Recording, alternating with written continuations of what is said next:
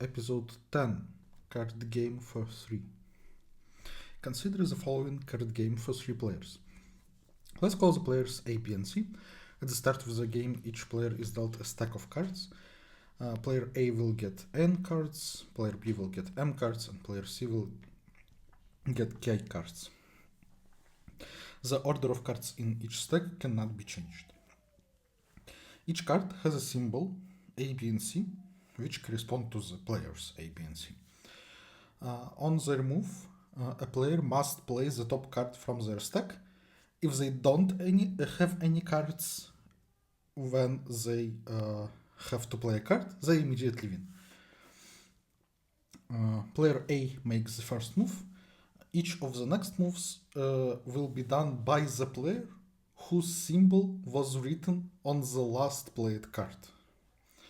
So, for example, here, let's say that this is the stack of player A from top to bottom, stack of player B and stack of player C.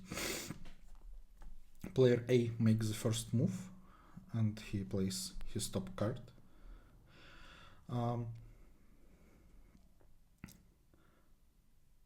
Symbol B is written on that card, so player B will make the next move. They then play the top card on which B is written, so player B will make the next move again, and so on. Player B will play card A, then player A will play card C, then player C will play card A, then player A will play card A, and now it's player A's turn to move, but they don't have any card left, therefore they win the game. We are given only 3 numbers, the sizes of stacks. Consider all possible stacks that can be dealt. We have n plus m plus k cards to deal. Each of them can be one of 3 types. So we have 3 to the power of n plus m plus k possible triplets of stacks, possible games. And we ask to calculate in how many of them player A will win. Modulo something. Billion plus 7, I think. Instead of looking at the stacks that will be dealt, let's look at the sequence in which the cards will be played. That's our example. The cards will be played in this order. And we know that the first card is played by player A. And if we know the cards that are played, each card determines who will be the next one to play a card. So if we know this order, and we know that the game ended at that stage, for each card we know who played it, therefore we know the owner of all the played cards, and they were lying on their stack in the order they were played in, so we can deduce that player A had cards B, C, A, and they won because they must do the next move, but they don't have any cards left. Player B had cards B and A, and player C had card A on the top, but if we know that K is 5, like in this example, we don't know any information about those cards, and they don't matter actually, because they will not be played, they will not influence the outcome of the game at all. So it turns out that actually we only need to look at this sequence, and from that sequence we can determine the condition under which A will win. The last played card should be A, because A can win only if it's their move next, but they don't have any cards. So it should be their move when the game ends, and they should have played all their n cards. That happens if and only if before that last a exactly n minus 1 cards were a. And also before that last a, players b and c could not have won. So they should have made at most m and k moves. That means that at most A cards B and at most K cards C were played. That allows us to write this formula for answer. Let's iterate over how many cards B and C were played. Let's call them X and Y. X and Y should be from 0 to M and K respectively. We know that in that sequence there should be exactly n occurrences of A, and now we fix that there is exactly x occurrences of B and exactly y occurrences of C. The last letter must be A. All the previous letters can be ordered in any order, so the number of orders is this multinomial coefficient. And also, there will be m minus x cards that player B had not opportunity to play, and k minus y cards that player C had not the opportunity to play. They can be anything, so we multiply by 3 to z power. That's the answer. That's cool. That allows us to find the answer in polynomial time, but that polynomial is not fast enough. The number of summands in this sum is of mk, and both m and k can be big. But we can calculate all the factorials and inverse factorials and pre-calculate all the powers, so that we can calculate each separate summand in constant time, but there are of mk summands that's not good. So here I would expect either some binomial magic, like to change the order of summation and then somehow calculate the inner sum using some properties of binomial coefficients, or maybe use fast Fourier transform, or like number theoretic transform, as some people call it. And well, it is doable with F15, but it's not the point of the video, and the modular is not F50 friendly. The limits are lenient enough that I think that it should pass freely. So I'll briefly mention it, but I will not focus on it. In any case, we can see that there is like x plus y here, x plus y here after we open the brackets. So let's call x plus y variable s. And so we can change the order of summation and first iterate over s and then iterate over x. Thus we deduce y and we sum up the same values for pair s and x. We can deduce y and then sum up this thing.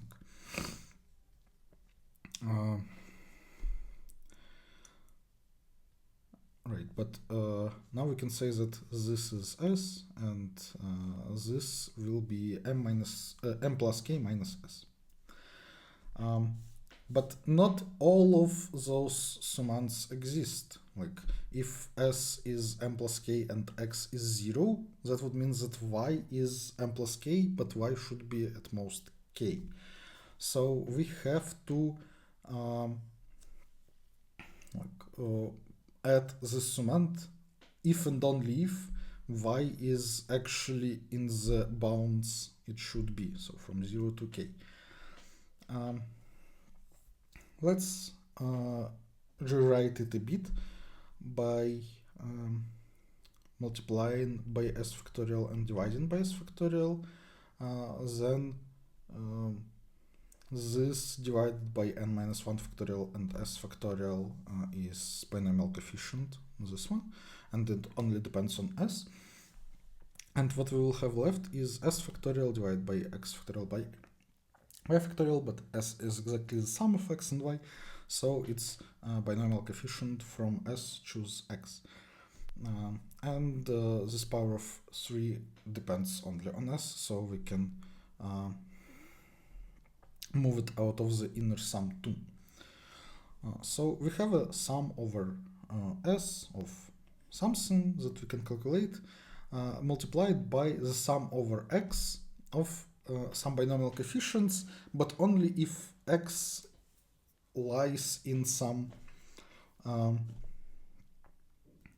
borders. Like we know that x itself should be from 0 to m inclusive, and y, which is s minus x, should be between 0 and k inclusive. We can rewrite this inequalities to be bounds on x, so x should lie between s minus k and s.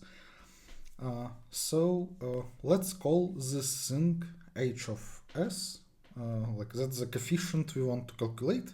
If we calculate all of those coefficients for all s, then we will be able to calculate the answer in linear time.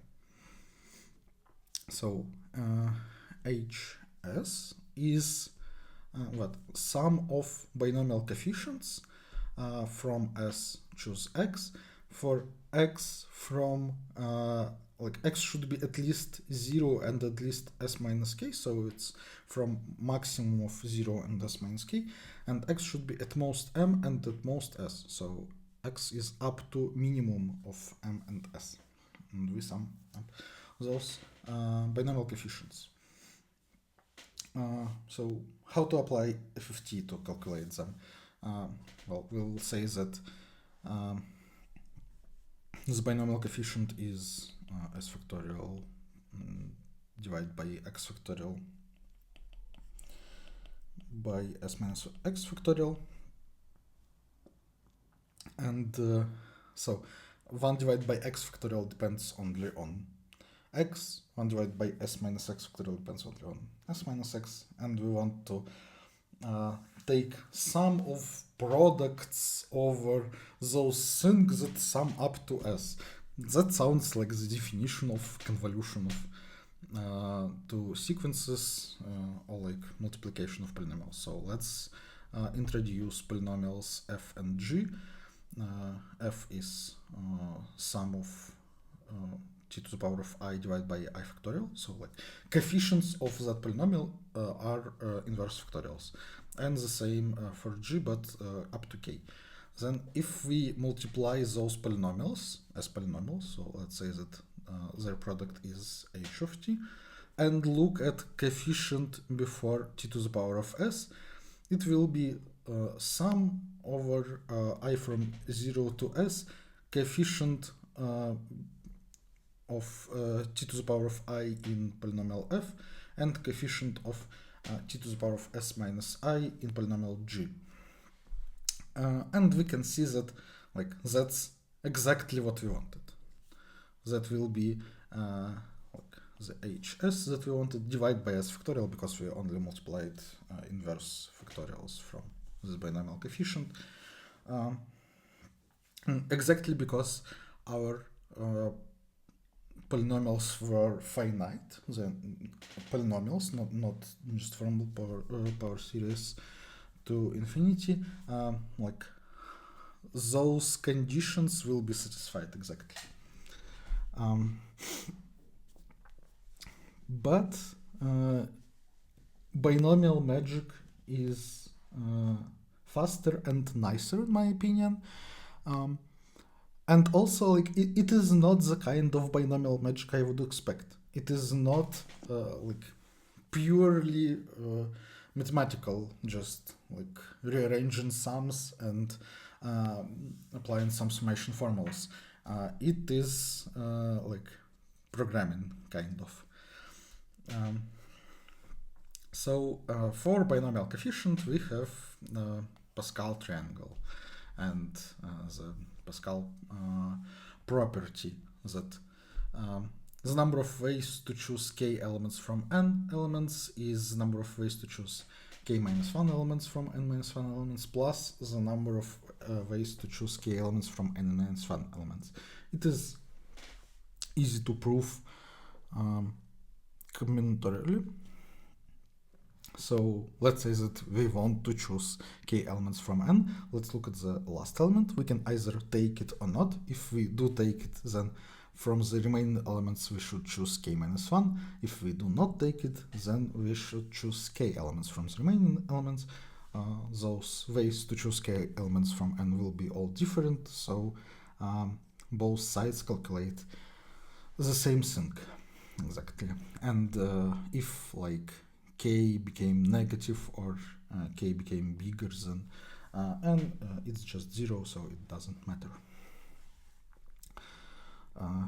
Okay, so yeah, the Pascal triangle exists.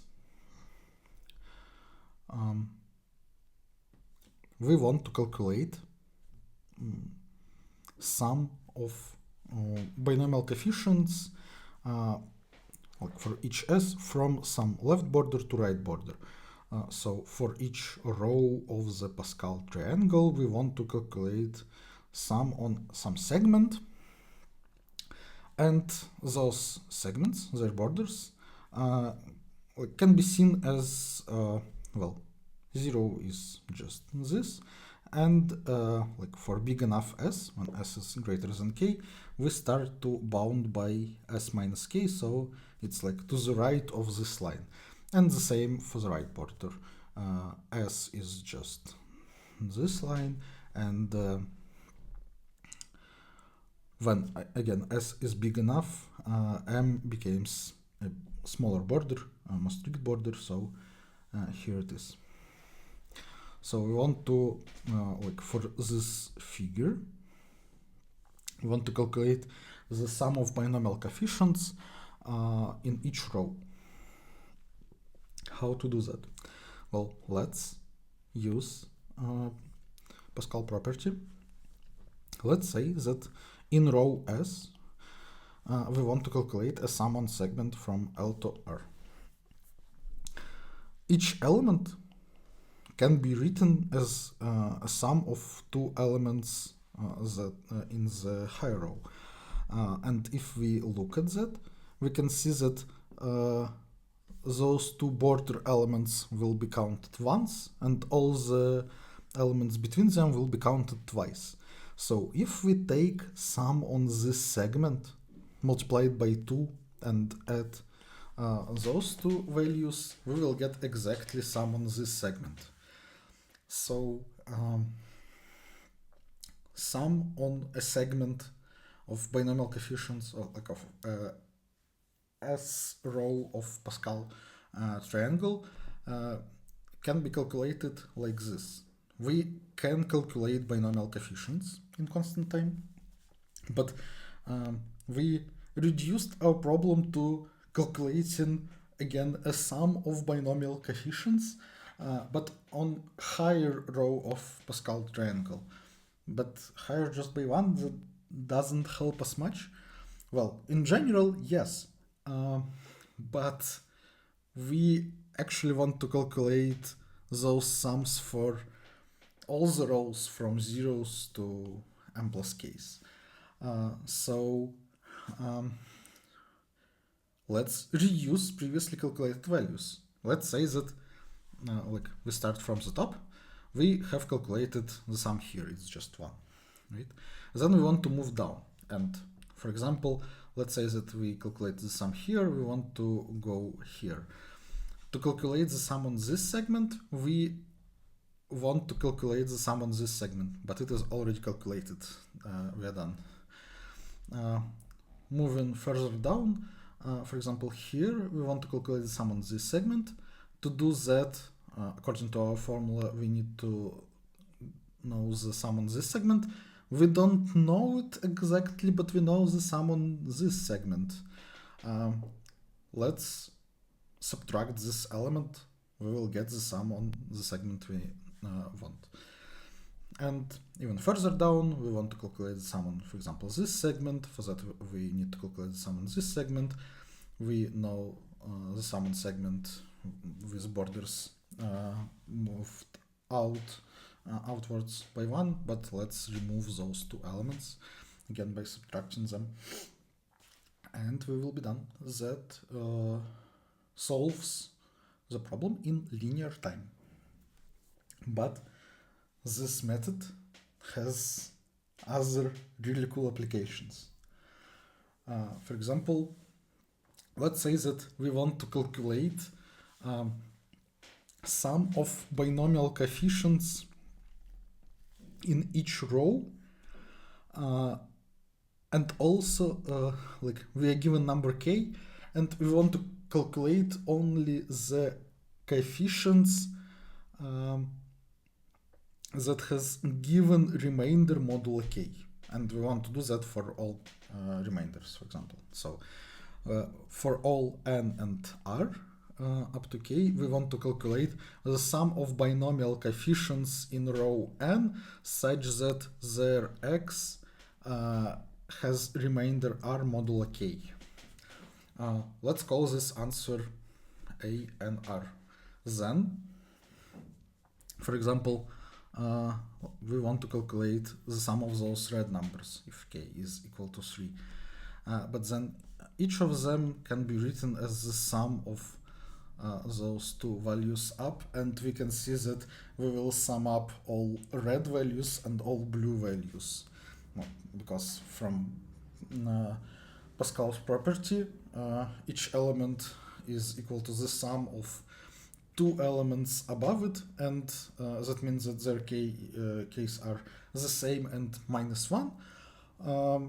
And well, when we do -1, we decrease the remainder modulo k by 1, 2. So basically, for those values, we get the same Pascal property, like except this r -1 is taken modulo k, actually. So if r is 0, then it is k -1. And we can calculate this dynamic programming basically in of nk, which is the size of output. And actually, we can do the same thing if we want to calculate the sum, like for some segments of x. So we have like segments, and we only care about, like we should only sum up binomial coefficients with given remainder modulo k, and those segments like are close to each other, something like this. Then we can do pretty much the same thing, like merge this with the idea that we used previously. And now, ultimate problem on summing up binomial coefficients on segments with fixed n. Just do that. Answer q queries.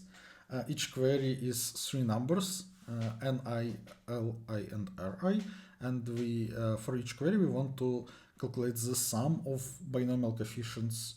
Choose from ni, choose k, where k is from L to r, and all the numbers in input are up to 100,000.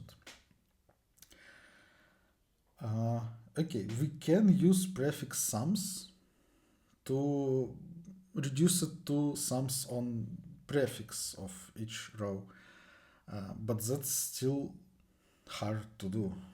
Like there is no closed, like no known closed formula for this function, basically f of n and r, sum of binomial coefficients in nth row, like up to r on the prefix up to r.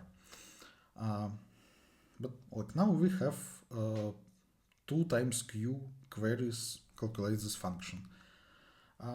Let's use algorithm mo to answer those queries. Um, Wait, algorithm mo? Isn't that like for uh, answering queries on like segments of arrays? We don't even have array and segments and what? How is it even related to algorithm mo? Well, actually, algorithm mo is basically how to define one comparator. And in general, algorithm mo takes q points with coordinates x and y, which lie in a square, so all coordinates are non-negative and up to n. And then it finds an order of those points such that if we move through the points in that order, then the sum of Manhattan distance between neighbors will be bounded by O of n times square root of q. Like any order obviously is bound by nq, but with algorithm mo we can achieve n square root of q. If you don't know what algorithm mo is, just Google it and read on it. So algorithm mo is sorting of points. What? Algorithm mo is used to answer queries on segments offline. Well, yeah, we say that left and right border of our segments are x and y coordinates of points. Then we sort those points, and then we want to calculate some function in that point in those points. To do that, we will take this order produced by algorithm mo and iterate over our queries in that order, and from one point to the other we will move like by Manhattan distance. Basically from point xy we can move like up, down, left and right, and we can recalculate our function. Let's say that we need time of t to do that. Then going in the order produced by algorithm mo takes all of n square root of q recalculations of function f. So the